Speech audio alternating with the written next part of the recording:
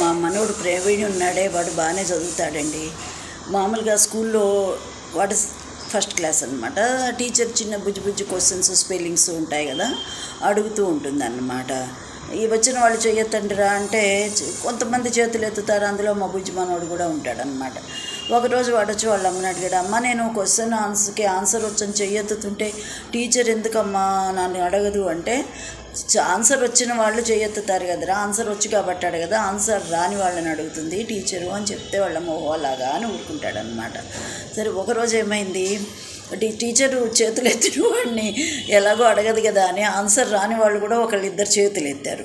Teacher ఏం చేసింది, ఒకడిని అందులో లేపింది, ఆన్సర్ చెప్పరా అంటే, అదేంది టీచర్ నన్ను అడుగుతావు అన్నాడు వాడు.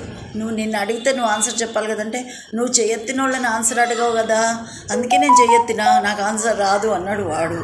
అమ్మో, పిల్లల్లో కూడా ఎంత తెలివితేటలో చూసారా అండి. టీచర్ బిత్తరపోయింది వాడు ఆన్సర్కి. సర్లే కూర్చో, రేపటి నుంచి అలా ఎత్తబాకో, చక్కగా చదువుకోనరా, నువ్వు చేయెత్తినా అడుగుతాలే నిన్ను అని కన్విన్స్ చేసి చెప్పిందనమాట. పిల్లలు అలా ఉంటారండి, పిడుగులు.